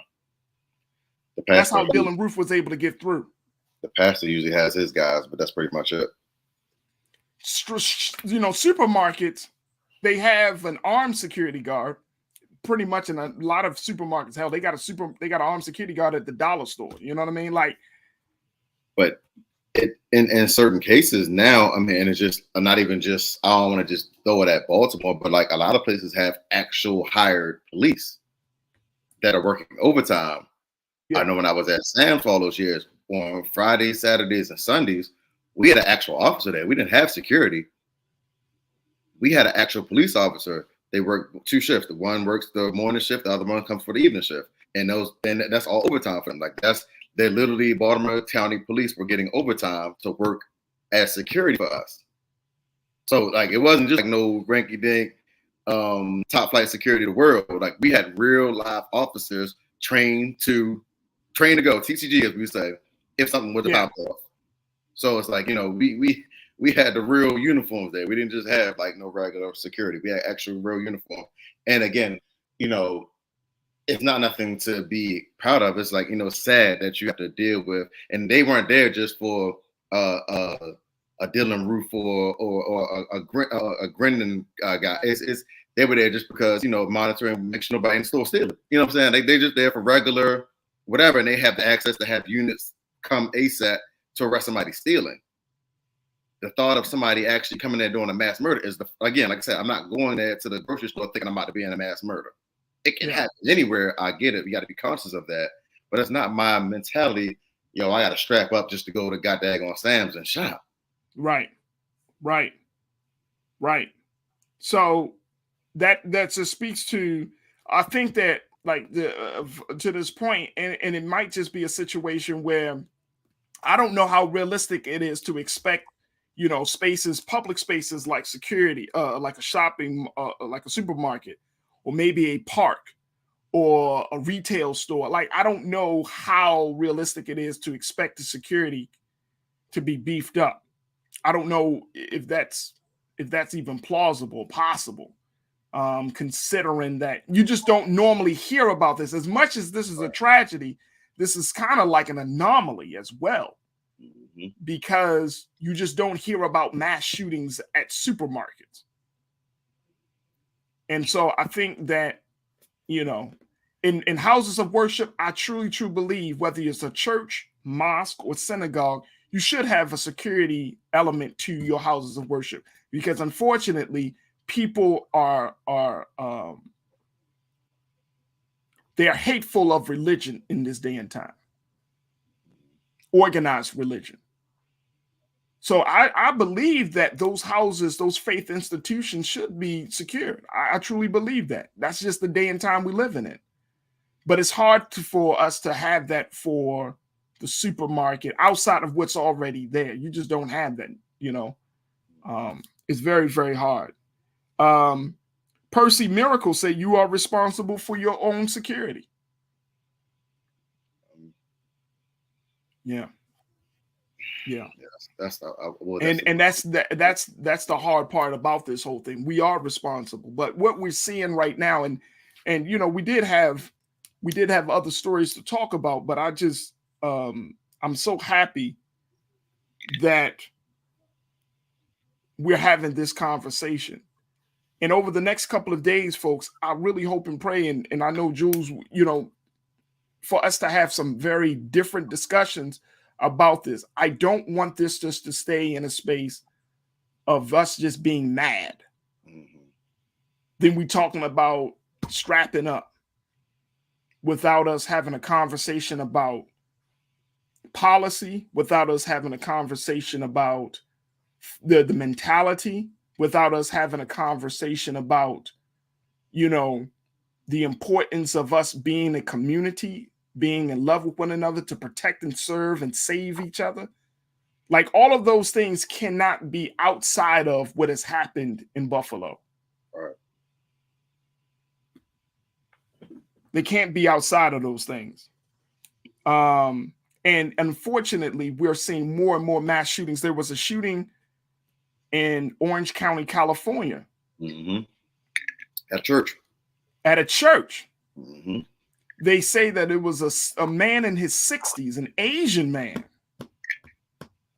If I'm not mistaken, and Shannon, please correct me if I'm wrong on this, an Asian man in his 60s is committed that horrendous act. I think one person was killed and others were injured. There were about 30 to 40 people in the church, but I think 6 were shot where one person was killed. Yeah.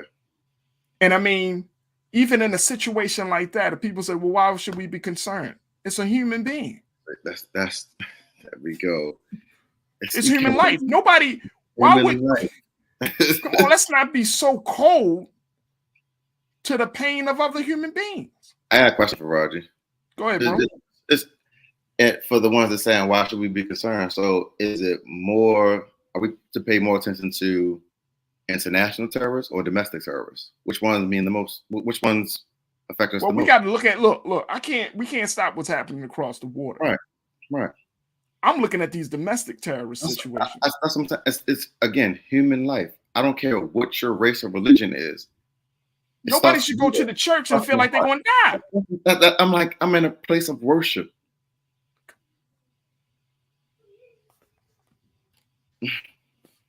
I mean, who does that? In the same weekend as this mass shooting. Happened. Like 48 hours later. So literally on two coasts of the country. Yeah, two coasts, exactly. From Buffalo, New York to California, like literally in the same weekend. So there's a real problem in America where people are so imbalanced. And Shannon, thank you so much. The shooter was Chinese, Jules. Chinese people shooting up the place now? No. So that victim was Taiwanese. Now here's the thing. Look at this. In that case, what stopped them from this Chinese gunman from taking out more lives is that he was detained by some of the church members. They put themselves in harm's way and they hogtied this man until the police came. And see, that's where the fear part, because it's like reaction. What do you can't ever say something on the outside looking in. Because what are you thinking in that moment?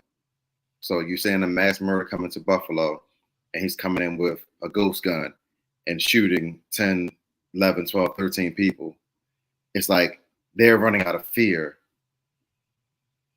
And then you're in a place of worship and it's like, all right, let's think to detain him. It's like, you got to react in a moment. That's why I never, like when it comes to victims, it's no such thing as victim blame. You can't say what you would have done. You have to be in that situation. You can't say it from outside looking at what they should have did or how you should feel. You have to be in the situation. My reaction is always to stop what's going on, but to again use my brain and be smart about it, because I don't want to be right in the line of fire trying to go directly at somebody. Right. So the issue here was that according to the sheriff in Orange County, Sheriff Don Barnes, he said that the motives of the shooting was there was a grievance between the shooter, identified as a Chinese immigrant, and the Taiwanese community. You see that level of hatred? I'm about to say issues bigger than what we can even identify, because we still dealing with a victim. And I'm bringing this up because we are living in a time of great imbalance of the human mind. Mm-hmm. See, we don't want to think about it like that. We don't want to think about this thinking. And as we close out today's show, we don't want to think about the level of imbalance that is in the minds of people today. When you don't have freedom, justice, and equality present, when truth isn't present, when lies are constantly being told, when you don't have a strong sense of yourself, all of these things can create an imbalanced mind to the point where you want to go up in a church, in a supermarket, and shoot and kill people indiscriminately. That's a problem. This is America right now. This is America. And if y'all think that you're going, again, I'm not going to work from a place of fear. Just understand how serious we are, the great struggle of human beings are right now in this country. Hey, Farajii, if I know it's been a couple of years, but if you haven't watched it, Childish Gambino did a music video called "This Is America" a couple of years ago. Hey, I remember that. Go watch it. This is America. This is America. And look, unfortunately, the one man that was killed, Dr. John Chang, survived by a wife and 2 children.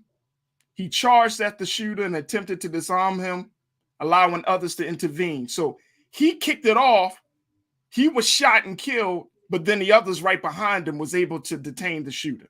He gave his life to save somebody else's life. And that's why you say, Jules, if you in a situation like that, how many of us would have charged, would have sacrificed our life for somebody else? Here's a doctor with a wife and a family. My heart and prayers go out to them, man. Go out to his family. Dr. Chang. I'm not on some old, he's Asian. Therefore, no. My heart and prayers go out to his family, man. But let's not get into this. But just know there's a great imbalance in people. Just like there's an unraveling in America, there's an imbalance in America right now. And people got to know that. Look, we running over time. But hey, Jules, I'm thanking all of them, whether you agree with me or disagree with me. I truly appreciate all of y'all for posting your thoughts and having a conversation. I hope that you found this part of the discussion. We didn't, the spirit just took us in a space where we just wanted to talk to you. Right. You know what I mean?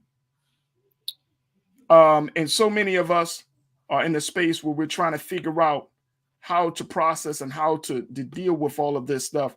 And so just know that here at Black Star Network, we hear you. Here at the culture, we understand you. And I'm going to continue to use this platform to try to get to the truth and continue to have conversations about justice.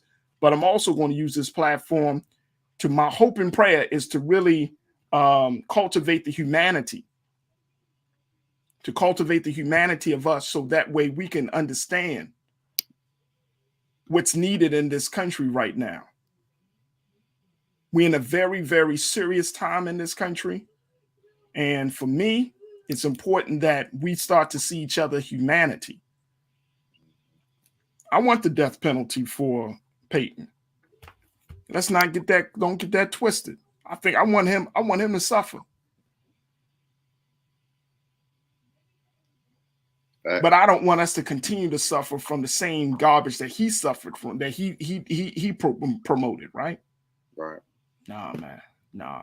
Jules, hip-hop artist, activist, thank you so much, brother, for being a part of this great conversation today. I appreciate you. Thank you for being so good for the culture, Jules. Man, I really do appreciate it, because this gives me another avenue not only to talk and give my views and opinions, but I get to learn so much. And then the conversations that I have in my personal groups outside of here, it's just like the information is being passed back and forth, and the knowledge. And I like when that the comment that we read earlier, I was thinking, I don't want to be cliche, but it's always having a gun doesn't give you power, having knowledge does. So just always use that mentality to learn, teach, educate the next generation, and we'll be straight. Yeah, absolutely. Jules P., Culture Crew member. Thank you, Jules. Appreciate you, brother. We'll talk soon. Yeah, sure, for sure. All right, folks. I appreciate each and every one of you. Thank you again for sharing your comments. Again, we wanted to sometimes you just got to have these fireside chats. Maybe Shannon and we might just need to have these fireside chats a little bit every so often. But, I found that in those big conversations, when these big situations happen, we just need to talk and process these things together.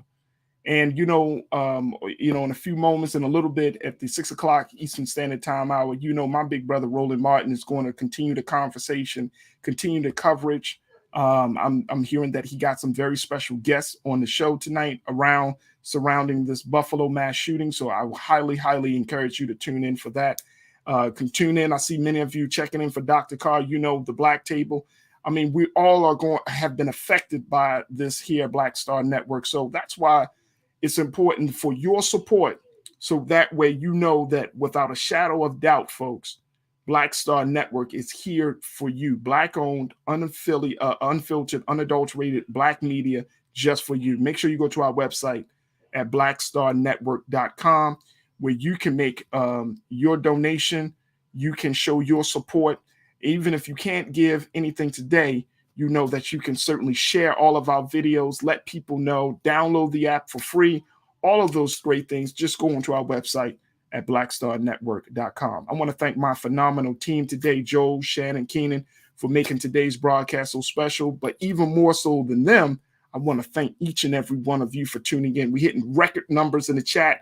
Thank you, thank you, thank you. For all of our new online culture crew members, welcome to the show. We hope that you enjoyed what you heard today. And even if you disagreed, we hope that you come back.